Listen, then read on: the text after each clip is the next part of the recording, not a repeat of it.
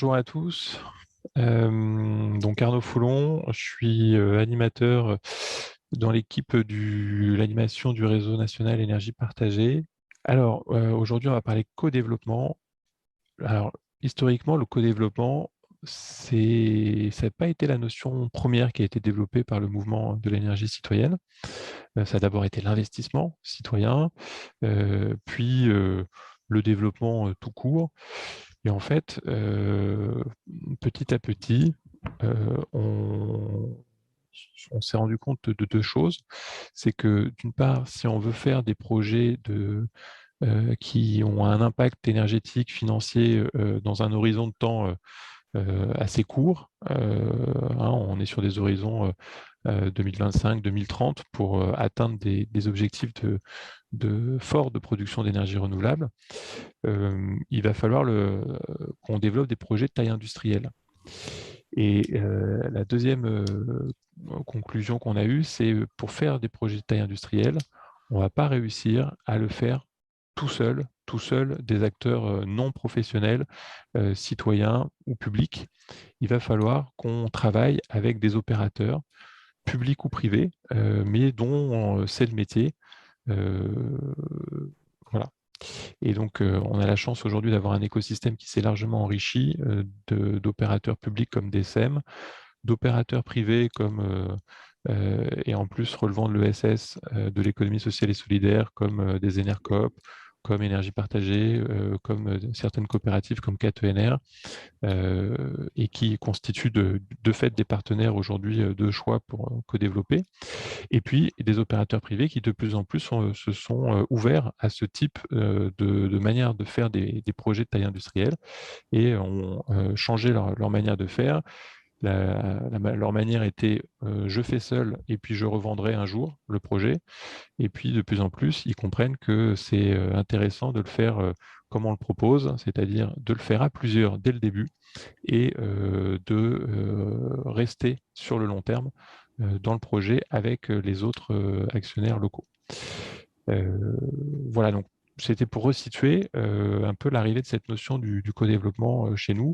Et donc aujourd'hui, pour nous, dans le mouvement, c'est un concept important pour changer d'échelle, faire des projets de grande taille en réunissant les meilleures compétences pour les faire dans des horizons de temps convenables, réduire le risque d'exposition financière qui engage ceux qui développent les projets.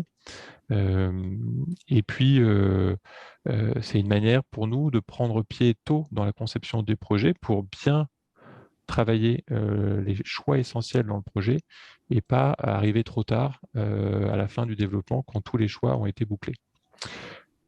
Voilà, donc maintenant je vais rentrer dans la définition du co-développement. Vous voyez ce schéma, il est là pour vous rappeler un peu les grands domaines du développement d'un projet d'énergie renouvelable, un volet économique important, un volet technique tout autant, et pour nous, un volet de participation et de mobilisation citoyenne. En gros, pour chacun de ces volets, le développement consiste à dérisquer le projet en allant maîtriser les aléas qui pèsent sur le projet. Donc, par exemple, sur le développement technique, d'abord le foncier, c'est le premier aléa d'aller maîtriser le risque foncier.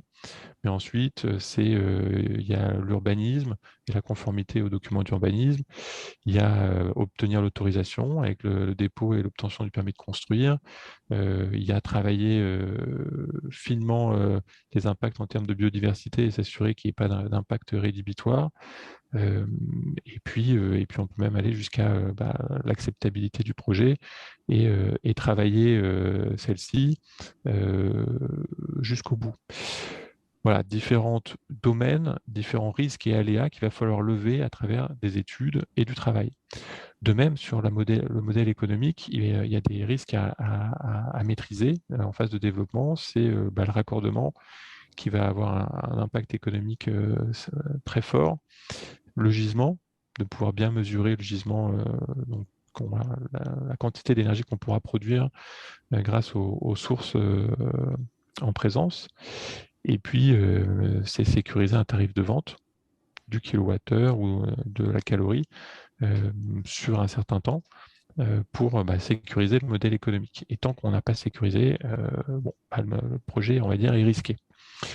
Donc, vous voyez là aussi une certaine quantité de risques à maîtriser. C'est la phase de développement consiste à ça, dépenser de l'argent et du temps entre actionnaires, entre investisseurs du projet, à risque, pour que ce projet soit peut-être possible. Donc concrètement, ça veut dire que si on regarde les choses autrement, il y a, on va dire, une exposition au risque financier qui va être progressif. Alors pourquoi progressif? En fait, quand on dit qu'un projet éolien coûte 500 000 euros de développement, c'est pas 500 000 euros qu'il faut mettre du jour au lendemain sur la table. Ça va être en fait petit à petit et progressivement tout au long du développement, au fur et à mesure que j'ai envie de dire, on marque des points dans le dérisquage et que le projet est possible et de plus en plus possible. Et au fur et à mesure, on met de plus en plus d'argent qui s'accumule du coup à risque jusqu'à ce qu'on ait obtenu toutes les autorisations, les tarifs, etc. Donc, c'est ce que symbolise ce graphique-là. Je vais vous donner des ordres de grandeur tout de suite, mais avant, j'aimerais bien préciser que au regard de l'exposition financière qui est progressive, eh bien, il y a le risque qui va réduire petit à petit.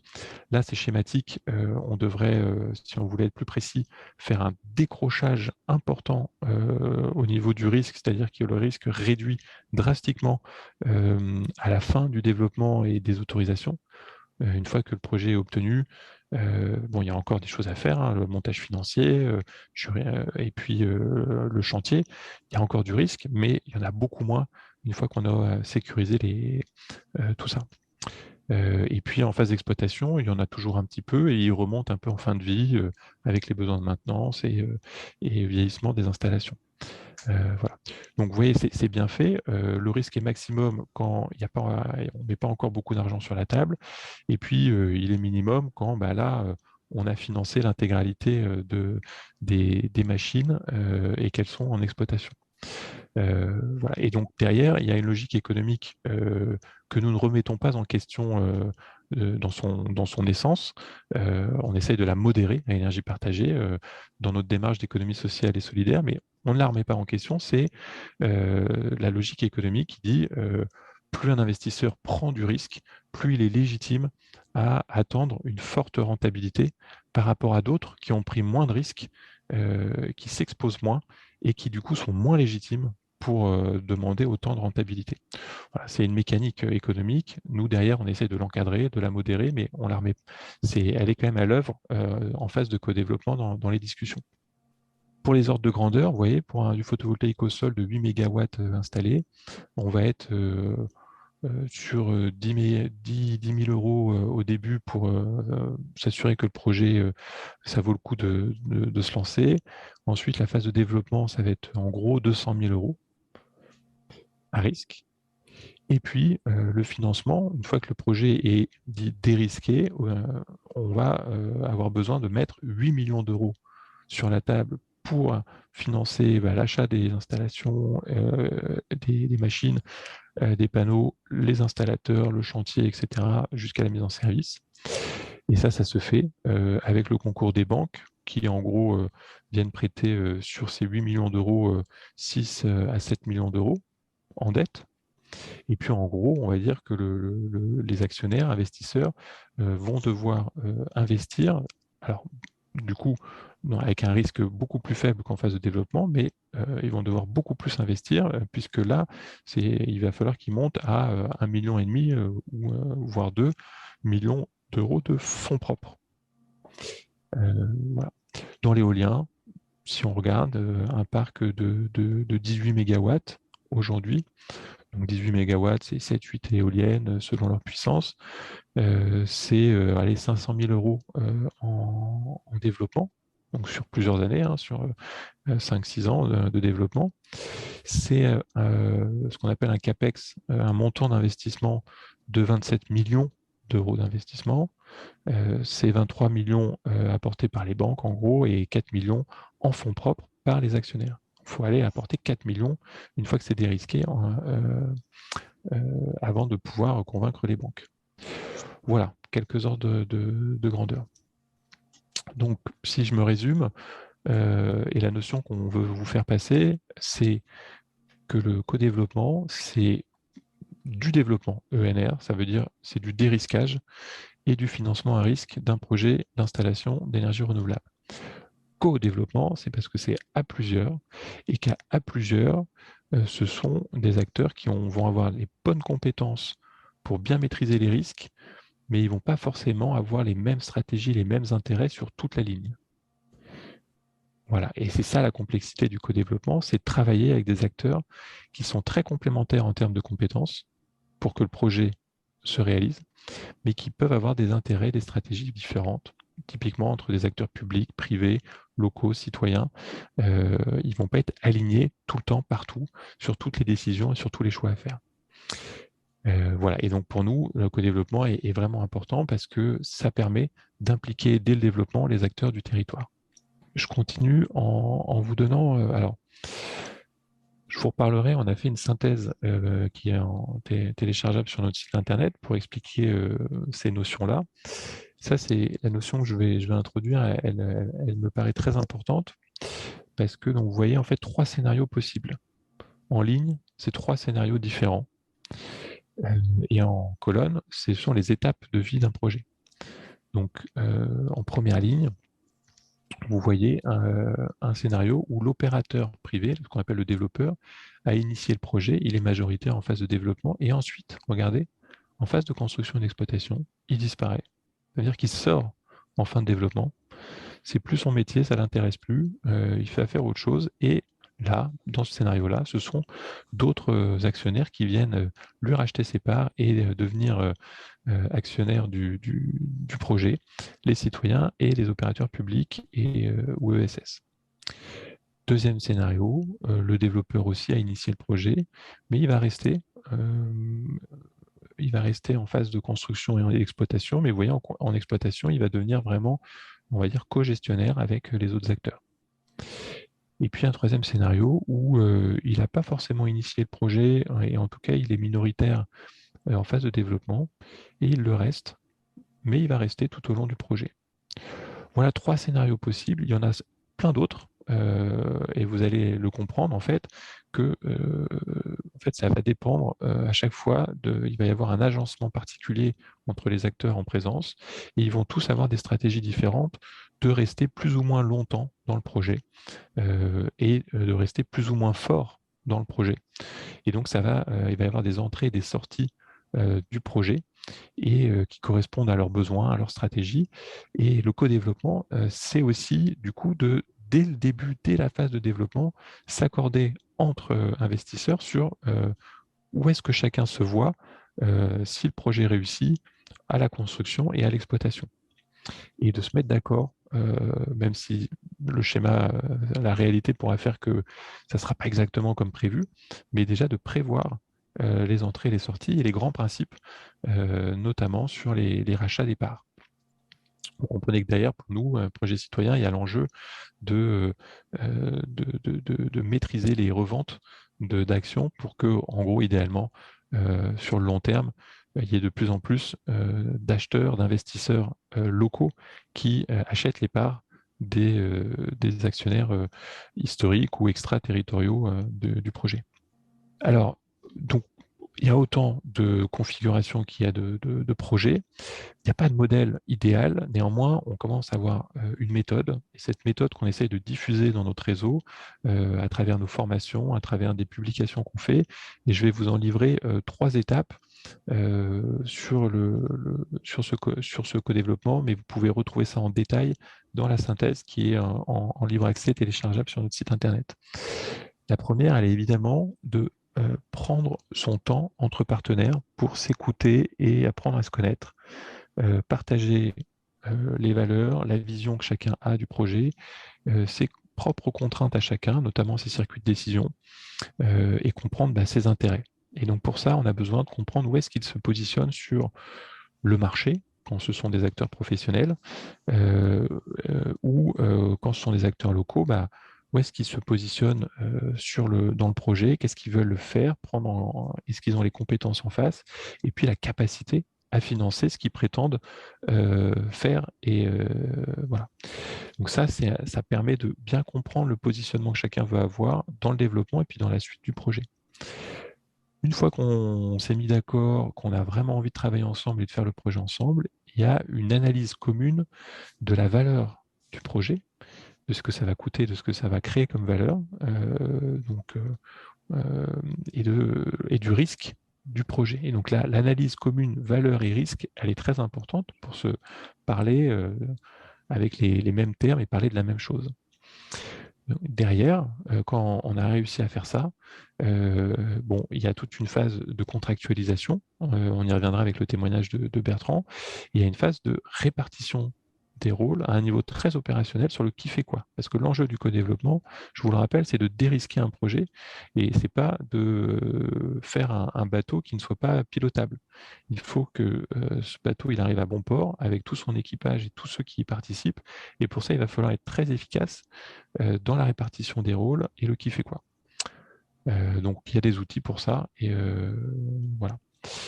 Et ce que l'on peut rajouter aujourd'hui, c'est qu'à la lumière des expériences aujourd'hui en cours, euh, on observe de nouveaux acteurs, notamment territoriaux, publics, de l'économie sociale et solidaire, qui se professionnalisent et qui deviennent des structures, on va dire, d'intermédiation, de traduction entre des opérateurs privés qui ont une culture à eux professionnels depuis longtemps du sujet et du coup qui n'ont pas trop l'habitude de faire avec des non-sachants. Et puis bah, les acteurs locaux, la commune, un groupe de citoyens qui peuvent, on va dire, ne pas avoir non plus beaucoup d'habitude de faire ensemble et encore moins des projets d'entreprise, de production d'énergie, de transition énergétique. Et donc, on voit que ces nouveaux acteurs, que sont les SEM, Énergie partagée, ou des Enercop ou d'autres, jouent un rôle d'intermédiation important pour établir la confiance et le partenariat. Voilà, et puis il y a des outils financiers qui viennent aussi protéger les acteurs locaux de prendre trop de risques financiers en phase de développement. Il y en a un qui s'appelle Enercité, il peut y en avoir d'autres. Je ne rentre pas dans le détail de ça, c'est pas l'objet là de la présentation.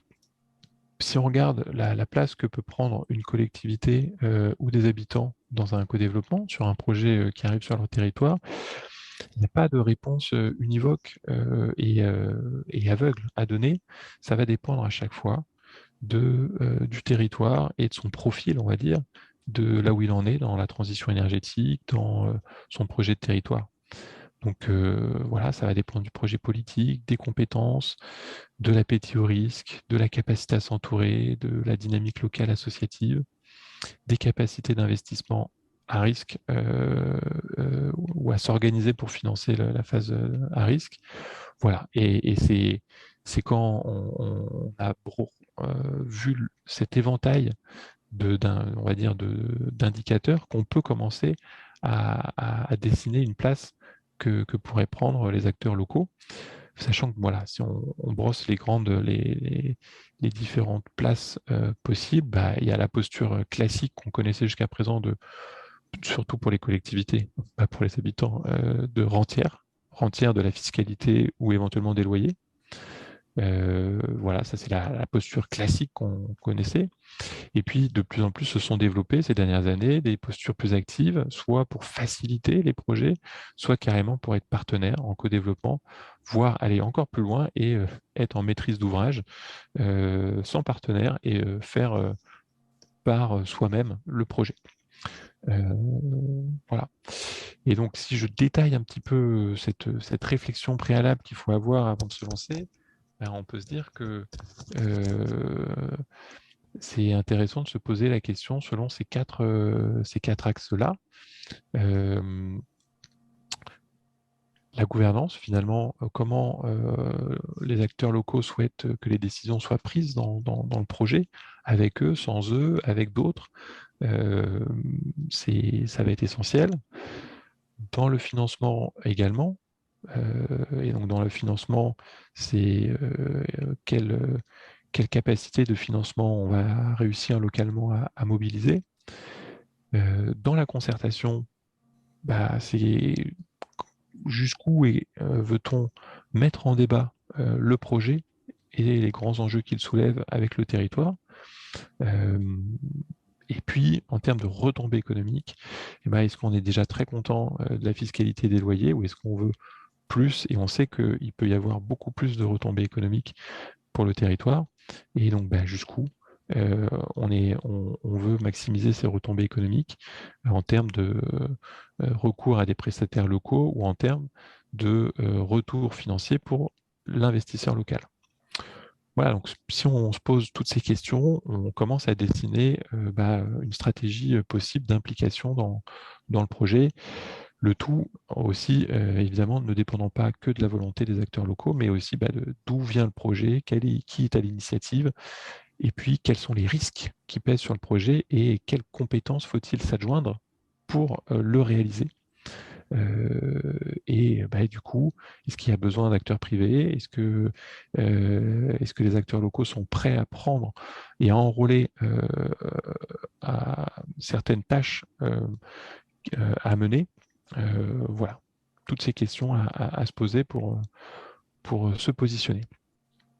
Vous avez peut-être entendu parler, mais là aux Assises à Nantes, on a publié et lancé notre label Énergie partagée, qui est aussi le fruit de toutes ces réflexions, puisqu'il a vraiment fallu qu'on se pose la question de qu'est-ce qui est possible en co-développement pour que ça reste citoyen et que ça puisse être labellisé citoyen. Et on a mis en place toute une évaluation pour que cela soit possible.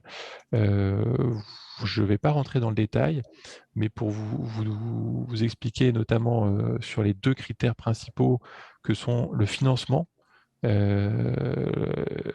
des fonds propres. Donc nous, on est sur un critère de 40% dans l'actionnariat aux mains des acteurs locaux. Ça peut descendre en dessous quand il y a des belles gouvernances partagées comme ici. Mais voilà, on est autour de cette zone-là, minimum, pour être crédible en termes de maîtrise de la société par les acteurs locaux. Mais on ne regarde pas que ce critère-là, on en regarde beaucoup d'autres, une douzaine d'autres, et notamment sur la question de la gouvernance. Vous voyez, c'est le critère 7 là. Toutes les décisions dans le projet sont à majorité qualifiée et les partenaires locaux et citoyens ne peuvent se faire imposer une décision par les partenaires privés. Voilà, on n'a pas dit qu'il fallait une voie par structure. Voilà, ça n'aurait pas de sens pour être applicable à tous les projets. Mais en revanche, ce qui pour nous est applicable à tous les projets citoyens, c'est ça. Il n'y a pas de décisions importantes qui peuvent être prises uniquement par une des parties et notamment par le partenaire privé.